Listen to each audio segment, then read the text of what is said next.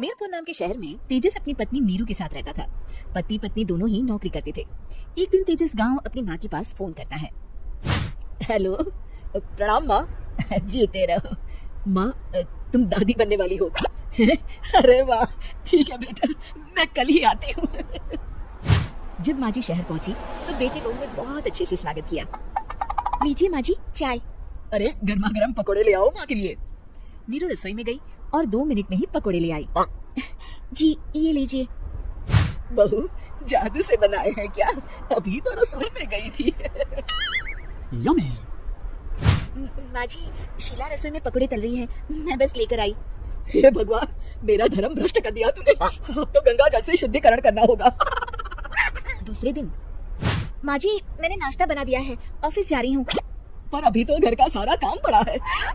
शीला आती ही होगी, झाड़ू पोछा बर्तन कपड़े वो सब कर लेगी। हमारे जमाने में घर का सारा काम हम ही करते थे। जी माँ जी, आप बहुत होशियार हैं, मैं घर ऑफिस दोनों नहीं संभाल पाती।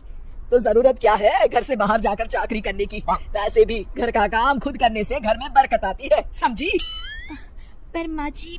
पर वरा कुछ नहीं, इस महीने की पगार मिले फिर ऑफिस बंद है। हाँ। रात को नीरू तेजस से कहती है, सुनिए जी, माँ जी बोल रही थी कि मैं नौकरी छोड़ दूं।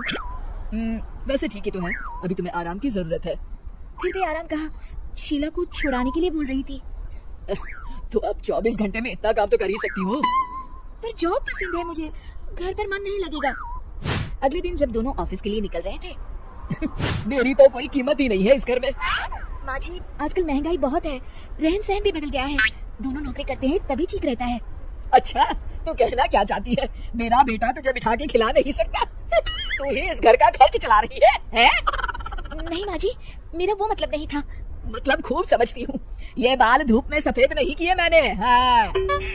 अब तो ये रोज का काम हो गया था। तेजस भी रोज की चिक से परेशान हो गया था। एक दिन उसने कहा, नीरू वैसे भी तुम्हें मैटरनिटी लीव मिलने वाली है, तो अभी से छुट्टी ले लो। पर क्या, मेरी सैलरी अच्छी खासी है। आखिर नीरू ने रिजाइन कर दिया। जब बच्चा हुआ तो घर में सब बहुत खुश हुए। कुछ दिनों बाद तेजस फाइल देख रहा था। क्या हुआ तेजस, कुछ परेशान लग रहे हो? हाँ, वो हमारी जितनी सेविंग्स थी वो तो हॉस्पिटल में और छठी के फंक्शन में खत्म हो गई है नीरू। और अभी वैसे मंदी चल रही है तो मैं बोल रही थी कल मुन्ना को हेपेटाइटिस का टीका लगवाना है। नीरू क्या पोस्टपोन नहीं कर सकते? नहीं जी, बिल्कुल नहीं। अब तेजस को समझ में आ रहा था कि उससे गलती हुई है। पैसों की कमी का असर घर के माहौल पर भी पड़ रहा था। अगले दिन, बेटा मेरा चश्मा और ये दवाइयाँ ले आना। पर्चा देते हुए माँ जी ने कहा, जी। तेजस मुन्ना के लिए दूध का डिब्बा और डायपर भी ले आना, और ये किराने के सामान की लिस्ट है, इसे भी लाना है। तेजस गुस्से में लिस्ट मरोड़ कर फेंकता है और चिल्लाता है, पैसे क्या पेड़ पर उगते हैं? ये ले आना वो ले आना। अरे पर ये जरूरत का सामान ही है। वो गुस्से में बिना कुछ कहे ऑफिस चला गया। अरे अरे लंच तो ले जाइए। नीरू दौड़कर डिब्बा पकड़ाती है। एक दिन खाना खाने के बाद, नीरू अब तो मुन्ना कुछ बड़ा हो गया, तो अब तुम वापस ज्वाइन कर लो ना जॉब। पर इस रिसेशन में जॉब मिलना बहुत मुश्किल है, ट्राई तो करो। फिर मुन्ना, माँ जी है ना, और एक फुल टाइम मेड भी लगा लेंगे। पर माँ जी उन्हें तो पसंद नहीं।